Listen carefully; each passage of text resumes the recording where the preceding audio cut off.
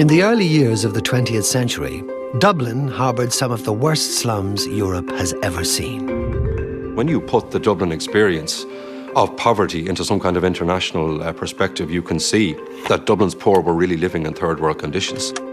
It's not just a case of they don't have money to buy food, it's they've nowhere to go to the toilet. It's like they've been treated like dogs, really. The living conditions of tenement dwellers improved slightly as the 20th century wore on, but life in the Dublin slums remained tough for a very long time. My mother and my aunt both came from the tenements, and I want to find out what their early lives were like. Helping me achieve this goal are 7 members of the Winston family, a close-knit Dublin clan. While a blizzard rages outside, they have embarked on a stay of 3 days and 2 nights inside the cold and run-down tenement house where some of them grew up. In our last programme, we saw the female members of the group struggle to cope with the arduous tasks tenement women had to perform around the home. Now the time has come to venture out of doors. In this programme, we explore the side of tenement life that takes place outside the home. We hear about pawnbrokers and pubs, about work, about the lack of work, about colourful famous places like Moore Street here and notorious ones like Monto. And we hear about our 7 volunteers and how they've managed to cope with the challenge of spending the night in a freezing cold Dublin tenement.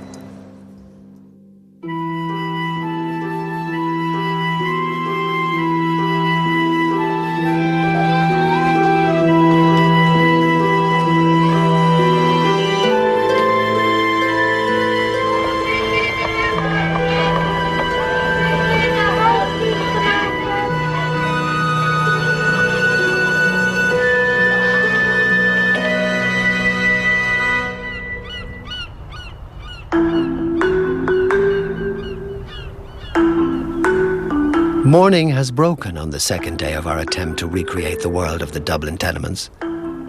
Inside 7 Henrietta Street, a crumbling old tenement house which was once home to 104 people, the 7 members of the Winston family have just woken up. The mood in the single-room tenement they're all living in is genial enough, but the night they've just had is one none of them would care to repeat. It was very, very, very, very cold. I mean, really, the Eskimos were warmer than we were.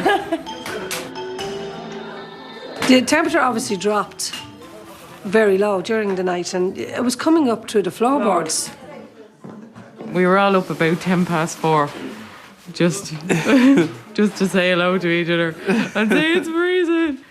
You kind of just have to do one at a time, you know. It made me realise why I hate the cold so much. Yeah, it brought back memories of that one for me, you know. After such a terrible night, the members of the group are understandably keen to get a hot breakfast of toast and porridge inside them, and they quickly rustle one up.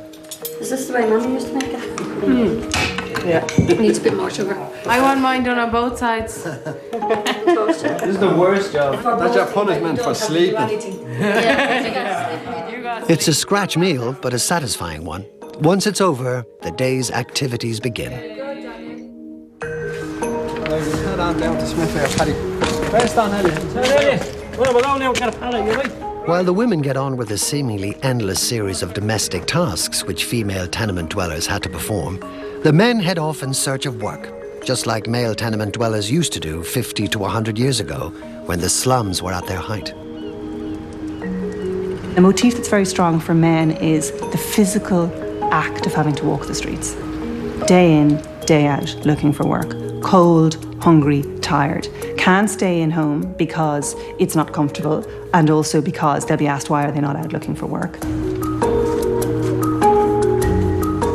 The search for paid employment which tenement men engaged in was relentless, and all too often, fruitless too.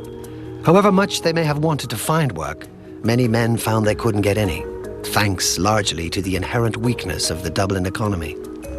Dublin had lost a considerable amount of its standing, of its stature, and that was reflected obviously in the decline of key industries over the course of the 19th and the early 20th century. We didn't have huge industries, as for example Belfast did. So outside of things like Jacobs and 1 or 2 other big factories, Guinness, It was mostly to do with the import and export of trade through the port of Dublin.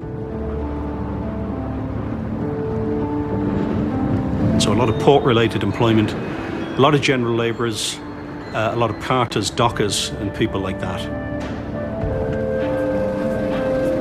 The key factor for all those people was that their employment terms were casual. And casual is an extraordinary word to use because, by God, their lives were not casual. Literally, from the moment they woke up, the day was about getting anything that would bring some income in to you or to your family. A lot of the men on the docks, they went down and they had to stand in line until the stevedore called them, and they might get a day's walk, and they may not get a day's walk. You hadn't got a regular job, you'd just be pointed out, I want you, I don't want you today. You'd have to go off, you'd have to go then to a pub, and the man who was in charge of giving out the jobs, you had to make sure he was well supplied with liquor. And then maybe the next morning you'd have a chance of getting a job. Interestingly, the men of the Winston family never looked to the docks for work. Like other Northsiders, they relied instead on Dublin's fruit and vegetable market, which still exists today, and on the nearby fish market, which closed down a few years ago. But all of the family and relations either worked in the marketplace or something to do with the markets. Some of them done fish, some of them done vegetables. Your grandfather was the odd one out. He made cabinets down in the cellar on Henrietta Street. Yeah. The guy is just waiting around the corners of the marketplaces and see could they get a few hours work in the strip containers when they come in. It wasn't full employment. You were picked out. Yeah, just out of the crowd. There's for an hour or two. Container on the way down, so they tell them to be there at 2 o'clock in. Yeah. When market work was scarce, which it often was, Northside men had to find other ways of keeping their families fed, as the older men's mother Annie, the daughter of a market worker, recalls. When work would be slack around the markets, my father used to go out and he had a big basket and he'd fill that all up with fruit, different kinds of fruit. And he'd make hanks of onions. He'd put the onions all on thread and hang them up. Now they'd be all for hanging in a window. And that's, he used to do them as well. And he'd go off up to the shops, up to the houses and sell them around the houses. Many hard-pressed Dubliners tried to escape from the clutches of the casual labour market in the first half of the 20th century.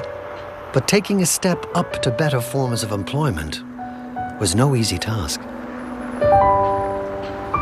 The key thing was to try and get a trade. But it was difficult then because you could only get into a trade if you had a brother or an uncle or a father in that trade, because you had to be in the union to get into certain trades, and quite often you had to actually buy your way into an apprenticeship. You had to pay your employer a certain amount to get started. Some tenement dwellers did improve their positions, though, as documents relating to 7 Henrietta Street show. The census returns for the house from 1911 reveal that many of the 19 families who called the place home at that time were headed up by men who did skilled and relatively well-paid jobs. Rather than unskilled labourers or general labourers, some of the households were headed by tradesmen. So you had carpenters and iron moulders, postmen, iron drillers, print compositors and so on. So they would have provided a slightly better income for their families. Ironworking, one of the trades the male inhabitants of 7 Henrietta Street were involved with back in 1911, was an especially prestigious occupation. Men who earned their living this way were much better rewarded than other members of the working class. But even they didn't enjoy secure employment. People didn't have rights to contracts except in wonderful places like Guinness's. Like the best job you could have would be in Guinness's brewery. Also, Jacob's Biscuit Factory was regarded as a good place of employment. But in construction, in the textile industry, in the print industry, which were all major industries in Dublin at that time, light engineering, people did not have security of tenure. If you lost your job without a reference, you were not going to get employment. So there was this continuous snakes and ladders effect in the Dublin labour market. It was very hard to climb the ladder, but if you fell, the snake took you really down to the bottom into a pit that was extremely difficult to extract yourself from.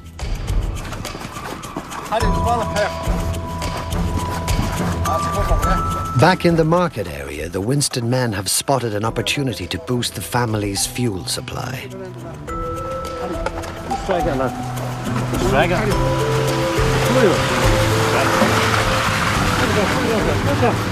The uncles were telling me that they'd go off and they'd find bits of coal and stuff laying around the floor, turf or whatever. But what we could only find was bits of wood, the old pallets and stuff. We seen the fella walking up the road with one. So we asked him, where'd you get that? So he sent us down the road. Unable to find work or hold on to it for long if they did, many men filled their days by doing things like this years ago. Collecting firewood and carrying out other useful tasks was meant to improve their morale. But the trick didn't always work.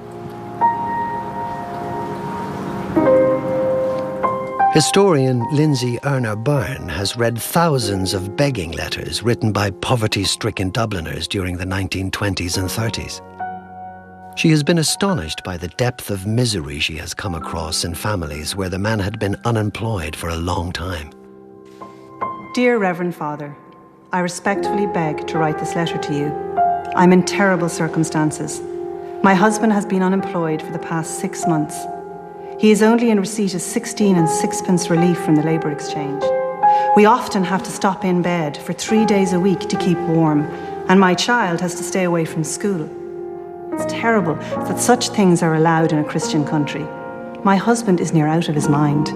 Reverend Sir, I am your humble, faithful servant, Mrs. C. A lot of the people who were long-term unemployed, or who were married to people long-term unemployed, had a keen sense that this was causing mental breakdown. They would talk about sleep deprivation, the inability to eat even when they had food, the horror of watching their children go hungry. There are really evocative expressions like, my brain is burning with this, or instead of sleep, I walk around the house. They have this keen sense of emotional desperation, and that this is caused by the fact that they are living in a country where they can't get work, although they desperately want it. Not only could they not get a job, they couldn't even have self-respect.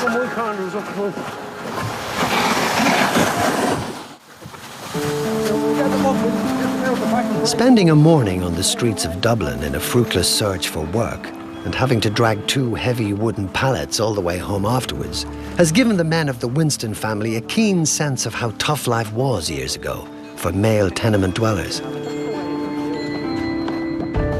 The insight is valid enough, but men weren't the only ones who had to grapple with the difficulties of Dublin's harsh labour market. Quite a few women had to do the same. Many women years ago were tied to the home. Others, though, those who were unmarried or widowed, or whose partners or husband couldn't bring home a living wage, had to go to work like women do today. They soon found out that the Dublin labour market was no easier on them than it was on the men.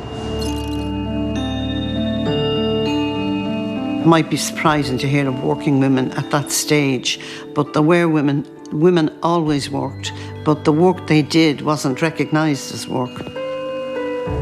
Women did get employment as seamstresses, as tailors. Jacob's Biscuit Factory was probably the largest single employer of women. But women in general terms, as with the rest of their lives, were sort of marginalised, and they were marginalised in employment as much as they were anything else. All women's work was kind of considered unskilled. And that was partly because if you look at the 3 areas where women worked, they worked in food production, and they worked in both clothing industry and textile industry. Those jobs were also done in the home, so there's a kind of sense, and if you like, that women have these skills naturally, so they didn't have to be paid at any rate of skilled work. Rather than let themselves be exploited in the workplace, many tenement women chose to follow in the footsteps of a well-known Dublin character, the legendary Molly Malone.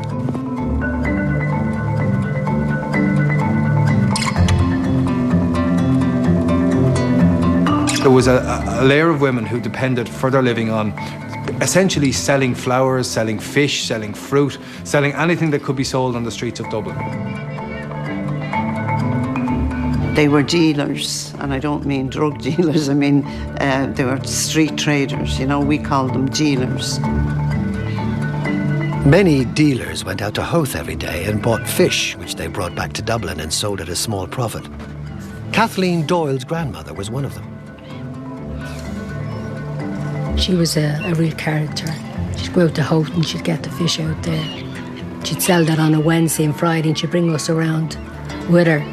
And the other days then she'd sell the vegetables, and my brother and myself, we used to go around with her some of the days, you know, and we'd be roared and get your fresh cabbage and potatoes, you know, and your fish fresh from the sea. And we used to have great fun. The members of the Winston family have a dealer amongst their ancestors too. Annie Winston's mother. She used to sell apples, and, you know, she'd go up to the fish market actually, and she'd buy a box of winkles, and she'd come back and she'd boil all them. And the people used to be queuing up to get them when they'd be cooked and ready. And she was happy doing that. Not every dealer was as happy as Annie Winston's mother, though. Some of them led very hard lives, but they didn't have it quite as bad as the ladies who used to ply their trade along this street. It's called Foley Street nowadays, but back then it was called Montgomery Street, and an abbreviated form of the name was used to describe the whole district. It was known as Monto, and it was famous, or should I say infamous, all over Europe. Situated on the north side of the inner city, near where Connolly Station stands today, Monto was an area of less than 1 square mile, consisting of a handful of streets, all of which have since been renamed. The great Irish author James Joyce immortalised the district in the widely admired Nighttown section of his classic novel Ulysses. That book makes plain something that isn't at all obvious when you tour the area today, that this unremarkable-looking neighbourhood of housing estates and office blocks was once one of the biggest and most notorious red-light districts in the whole of Europe. Now, Monto's smack in the middle of the inner city, right? And all around it was British Army garrisons, right? The docks was only a stone's throw away, so it was the ideal place to start up the business of prostitution. It was estimated there was 1,600 prostitutes operating in that area, from the 1800s right up till around 1925. But those women suffered something terrible. They were beaten up, all sorts of things happened to them. Unpleasant as the life of a Monto prostitute must have been, women were drawn to the area in large numbers, mainly through economic necessity. When you needed cash, for example, for ill health, then there were very few opportunities for women. One of the reasons that James Plunkett called his book Strumpet City, however, was because one of the few accesses to cash economy for women was prostitution. If you look at the 1911 census, you see a surprisingly large number of women, I suppose, who earned their living from prostitution. And you see that in the city centre, and you even see it from the returns from Mountjoy Prison, where there are a number of prostitutes locked up. Thanks very much, Paul. Women who'd been arrested on suspicion of prostitution clogged the cells of many a police station across Dublin during the first half of the 20th century. But they were greatly outnumbered by people, men it has to be said, who were in there for a totally different, if not entirely unrelated offence. The crime of being drunk and disorderly. We Irish have always had a complicated relationship with booze, and the average Dubliner's thirst for the stuff has been exaggerated in the past. But there's no doubt at all, though, that the city did have a serious alcohol problem for a very long time. According to visitors and according to reports, Dublin was not perceived to be a particularly violent or certainly not a particularly dangerous city. What is commented upon is the drunkenness on the streets and the public drunkenness. The damaging role that drink played in some tenement dwellers' lives was documented by the social reformer and photographer John Cook, who toured the Dublin slums back in 1913. He refers to the fact that certain rooms within a building that were better kept than others, better furnished and just more tidy and more hygienic and better maintained, And he asked one of the ladies how they managed to keep it so well, and she simply replied that the froth of porter is never blown onto the floor of this room. And it kind of implies really that alcohol was a major problem for a lot of people. And of course, it was. Grandfather Kelly wouldn't go to work in the morning. Them days you'd send over to the pub with a jug and you get maybe 6 or 2 worth of Guinness. And my grandmother Kelly had to have that before he'd go to work in the morning. Then he'd come in from work. His wage used to be owned in the pub. But he'd go into the pub every night before he came home. And when he'd get his wages the weekend, sure, he nearly owed her out to the barman, the pub. It's worth remembering, though, that there's another side to the story as well. When times were hard years ago, being able to spend an hour or two in the local pub with a few of your mates was a lifesaver for those who lived in the Dublin tenements.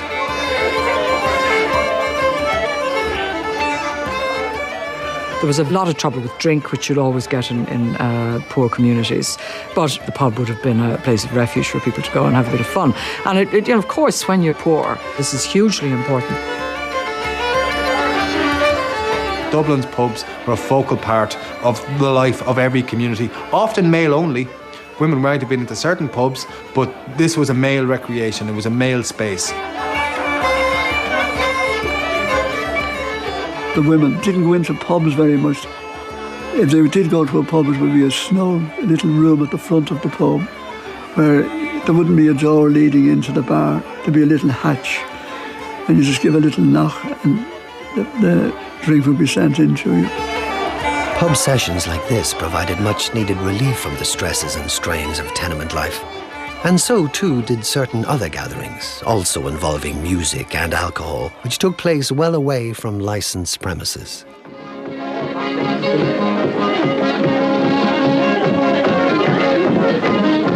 In a lot of the tenements on a Saturday night, they'd all get together and maybe crack up a bit of a fiddle or something like that and a few songs and the whole lot. And next thing you know, if a bit of porter came out and a few pigs trotters, there'd be a full hoolie, as they say, a big party, you know. They needed something to try and lift the spirits. I was at quite a few hoolies in my time in the old tenements, and they were terrific. And this house here, many a hoolie was in this house. A great old sing songs and stuff to that effect. You could dance and be lovely singers, and it went on all night. Once the beer was over, the fellas was in the next day and the next day till it was finished after work. People worked very hard them days, but everyone was happy, kind of.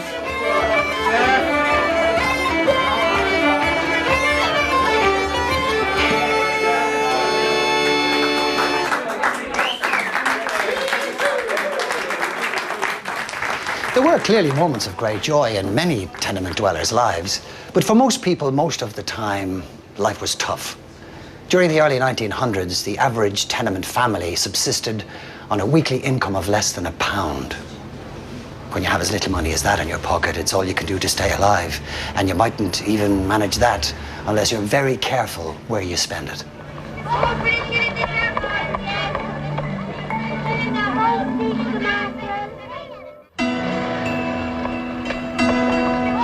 For many years, the hard-pressed tenement dwellers who lived on the north side of Dublin's inner city bought most of their food and provisions in Moore Street, the site of a lively street market. Located a short distance away from the wholesale markets where their menfolk used to work, the street has always been popular with the Winston family. And 3 Winston sisters, Kathy, Anna and Margaret, have come here now to buy the ingredients of a family meal they're planning to cook later on. Do you have any time there, Lavar? They're going to be making a tenement house classic, Dublin Coddle. Dublin Coddle is like a quintessential Dublin dish. It's not to be found anywhere else. And effectively what it is, it's like an Irish stew, except that you're using sausages and rashers instead of mutton or lamb. So basically it's rashers and sausages put in a pot of water with potatoes and onions. Just give us about 6, Margot. In years gone by, a tenement woman who wanted to make coddle would have to think about the cost of every vegetable and every scrap of meat she bought. The Winston sisters don't have to do that, but they do want to find good value produce. This is it. Thanks very much, Margot. Bye, Margot. Take care. Bye-bye. Getting the meat they need should be easy enough. It's always been a speciality of the Moore Street area. Moore Street, always fantastic for the butchers. And the interesting thing that has happened in recent years is that if you look at the window of FX Buckley's, it's nearly going back to the past. It's all coming back in. Yeah. The hearts are tried. Look, remember you. Because all of these lesser used parts have become fashionable again since the immigrants came to Ireland, who brought that sort of love of offal with them. Tripe is the big thing. For a long time we couldn't get tripe, and now tripe is very popular. The shop also sells more conventional fare, of course, including the main ingredients of Dublin coddle, sausages and bacon. Hi, John. How are you? Give us a couple of kidneys and give us the bacon rashers. Tenement women would haggle for hours over the price of a few rashers or a pound of sausages in the old days, and the Winston sisters are clearly steeped in that tradition. Were they the cheapest sausages, John? And the best. We never use them. The meat comes to less than €5 in all, suggesting that Moore Street remains a place where those on low incomes can make their money go further than it would elsewhere. The area hasn't been totally unaffected by the major social changes of the past 30 years, though, as the sisters are about to find out.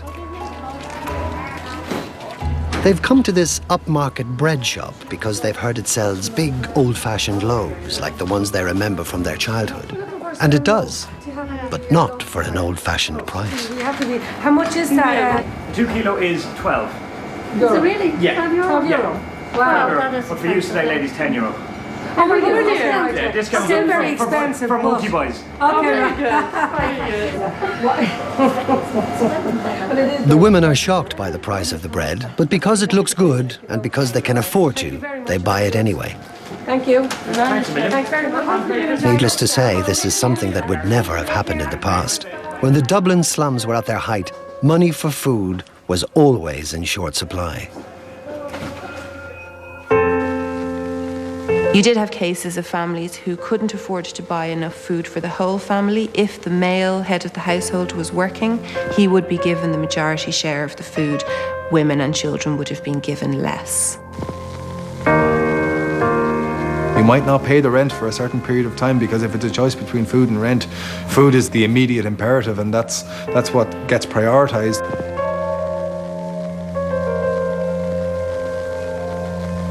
We're dealing with a day-to-day existence, people who are thinking about how to get to the end of the week, thinking of the ways in which they need to survive.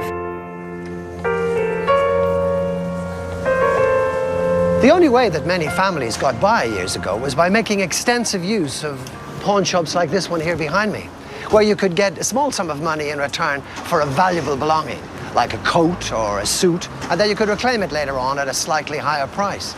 In fact, during the first half of the 20th century, the weekly trip to the pawn was a prominent feature of Dublin life. I can't imagine anyone who didn't go into a pawn shop in those days, you know. Women used to pawn their husbands' suits and their shoes. If their shoes were in good condition, the pawn man would take them in. If a Monday morning, there'd be a queue up with women pawning clothes that maybe to be have to be worn the weekend and be just put into the pawn. It was just for to get food, nothing else. We would have thought they were pregnant if we had known what pregnancy was, because you'd have a bundle of stuffing underneath their coat or their shawl going down to the pawn, and some woman would be coming back in the pawn and she'd say, "Who was on down there today? Ah, John is down there. Oh, that bastard, he'll cut me." Well, you'd swear it was a cutting with a knife. You'd swear it was a cutting with a knife. But it wasn't, that he cut him with the money. Ah, that's soiled, and I only give you so much on that. With pawnbrokers to look out for on top of everything else, life was undeniably hard out here on the streets for the average tenement woman. But more surprisingly, it was even harder for the average tenement child. From the high watermark of the Dublin slums in the early years of the 20th century, right the way through to the 1960s, tenement children had things much tougher than children who grew up elsewhere. They found time to play occasionally, as this footage proves. But they also had to apply themselves from a very early age to the serious business of boosting their family's income. Dublin was like a third world city is today. Even from being a child, you hawked on the street, you ran messages, you looked to carry suitcases, you looked for anything to give a tip, or if not a tip, then an apple or an orange. Yeah, I mean, it was around 6 or 7 years of age. You learned very quickly on how to get a few bob because things were tough, and generally what we do was probably run around getting Mestres coal and bundles of sticks, and we'd make bundles of sticks and things like that to earn a few quid. As they got older, many boys had to stop attending school and get a full-time job instead. My eldest brother was 13 and he left school and he got a job on a messenger boy's bicycle. Of course, he shouldn't have left school at 13, you know, and we had the attendance inspectors coming around and that, you know, wanting to know why wasn't he going to school. But eventually they just got tired, I think, coming. Then the next brother, he left school at 12 and he got a job as a messenger boy as well. And I mean, that's the way we managed. Children leaving school for good at the age of 12 or 13 sounds like a serious problem. Given the kind of schools that existed in parts of Dublin right up until the 1960s, though, it may actually have been a blessing in disguise. I remember the children going to school with torn clothes, no shoes, and animals of teachers with their sticks to beat half-hungry children going to it. The rat holes of schools, that's what they were, rat holes of schools. Everybody went to Rutland Street School, which was dubbed the Red Brick Slaughterhouse. And it was, and it's still there today. It's closed now, thank God. Because I can tell you, it was a slaughterhouse. Because a lot of children received vicious beatings. And this wasn't beatings given by the religious orders. These were lay teachers. And some of them, and I have to say this in all honesty, were absolute animals. Because they literally used anything on you, they hit you.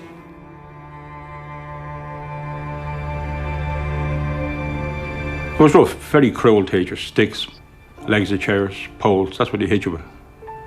So I actually wrote my first poem and I brought it up to the school teacher when I was about 10, and him beat me with a stick, accused me of copying the poem of a book. Says I didn't write that poem, I copied it from some book, you know, and I denied it, and the priest was brought down and he told me to go to hell if I didn't tell the truth. So they were searching the whole classroom for this book with a poem in it that I allegedly copied, you know, which I didn't. And didn't write another poem again for 30 years. The humiliation and suffering experienced at the hands of cruel and vindictive teachers in schools like this one cast a long shadow over the lives of many children brought up in the Dublin Tenements. But even worse experiences befell some of them. At that time, failure to attend school could and often did mean that a child could land in court. The standard sentence for that offence was a period of detention, up to 3 years, in the hellhole that was the Artane Industrial School. You had the threat of Artane hanging over you all the time. As lots of my generation went to Artane. For the least thing, you know. And the school inspectors and the teachers, they seem to do their best to get people sent to these, to get children sent to these schools.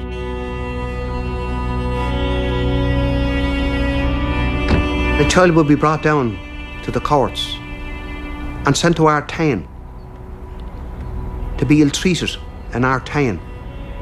And that was the kind of conduct that there was in it.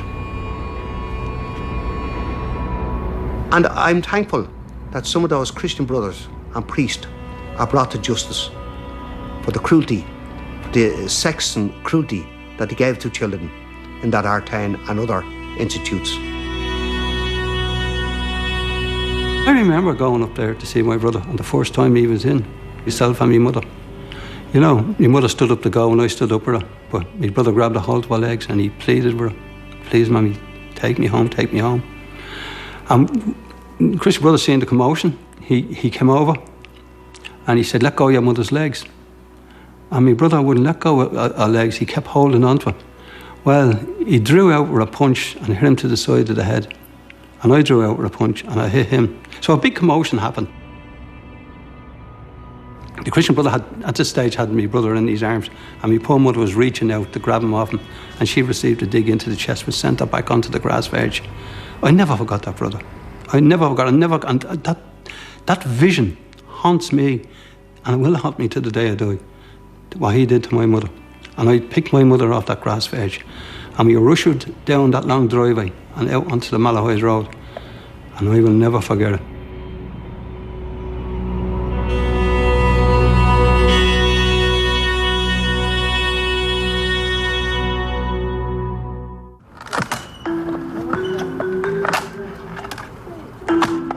In the backyard of 7 Henrietta Street, the men of the Winston family are turning the wooden pallets they found earlier into firewood.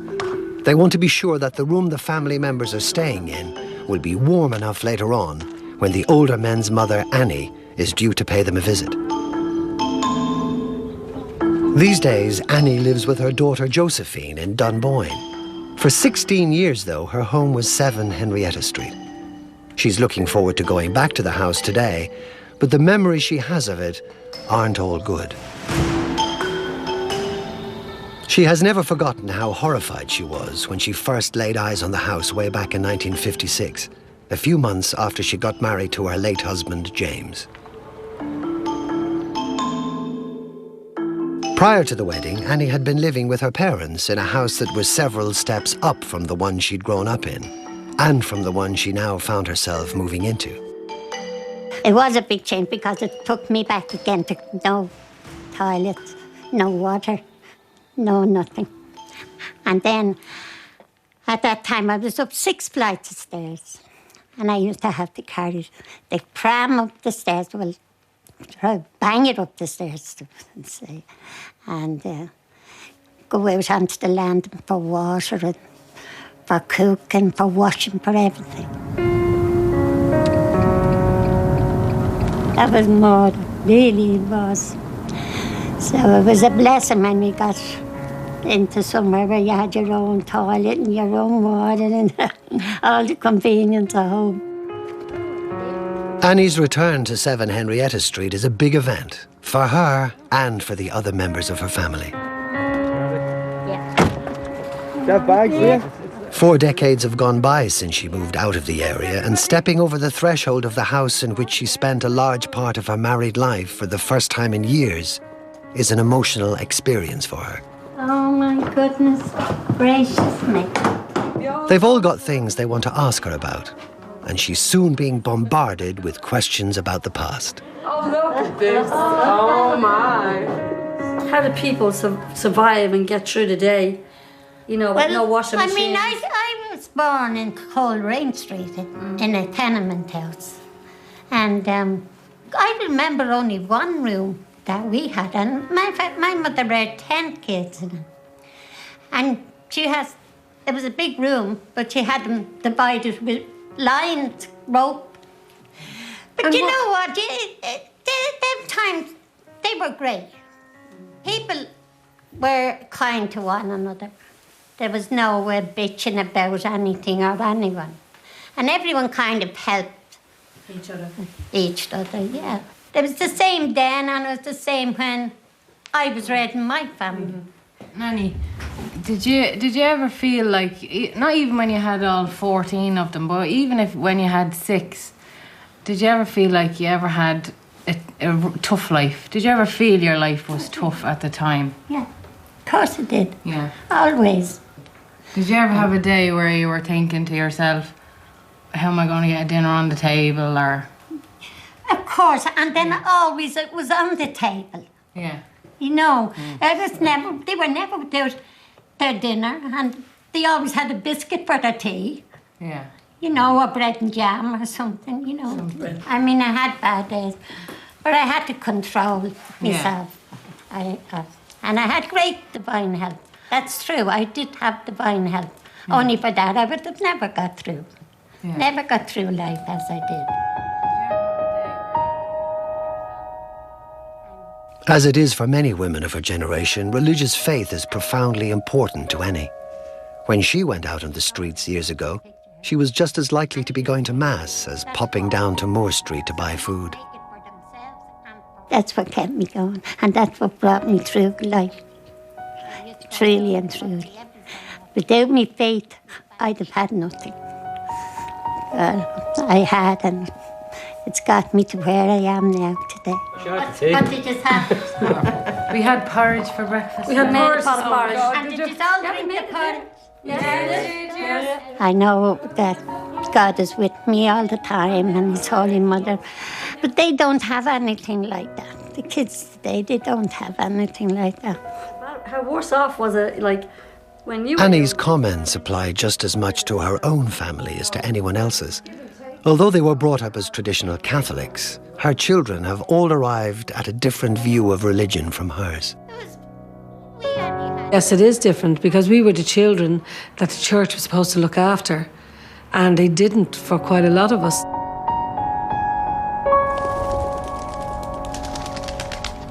Our religion is different. We're not afraid to say that we love God in a different way. We don't need a priest to tell us that it has to be through Him, that, you know, that we believe Him. But my mother would have, you know, come up in that era. The religious differences within the Winston family are profound these days, as they are in many Irish families. But differences like that don't get in the way of family love. And the love her children have for Annie is obvious here tonight. The main reason Cathy Winston and her sisters have decided to make Dublin coddle this evening is because it's Annie's favourite dish. She used to make it herself when her children were small. I used to buy the shoulder rashes because they were fairly lean, and I'd cut them up, and loads of sausages, onions, tomatoes. That was all I ever put into a coddle. But it was lovely. I loved it, and I still make it today for myself. And I want 2 sausages. When Cathy's version of her mother's favourite dish is served up, it gets an enthusiastic welcome from everyone else around the table. That looks gorgeous. No, this is lovely. Margaret, I'm happy with this. All anyone wants to know, though, is how well it's gone down with Annie herself. What do you think of the coddle, ma'am? Not too bad at all. Not too bad. I give you 8 or 10. The evening is a success. The meal is delicious and everyone has a good time. A few hours later, after Annie and Josephine have said their goodbyes, the others settle down for the night. Oh, she tells everybody they're her favourite. Having suffered with the cold last night, they're taking extra precautions this evening to make sure they remain warm. I have 2 blankets. I'll zip you up if you zip me up. I'll zip you up, Marla. The Winstons have discovered that returning to the world of the tenements is no easy task.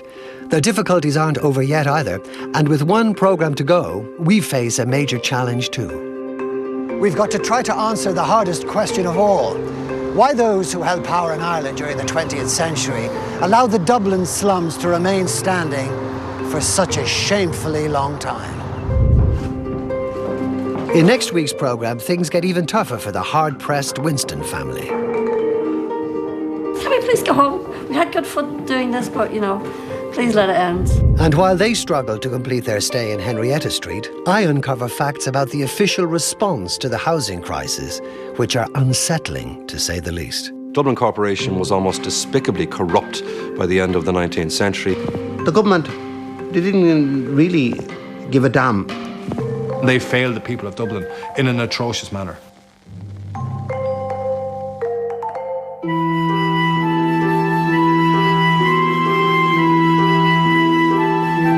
Looking ahead to tomorrow night, Dustin Hoffman and Paul Giamatti star in crime thriller Confidence. That's tomorrow at 9. Back to tonight, and after the break, we join Declan Ganley and panel for a political roundup in Tonight with Vincent Brown. That's next.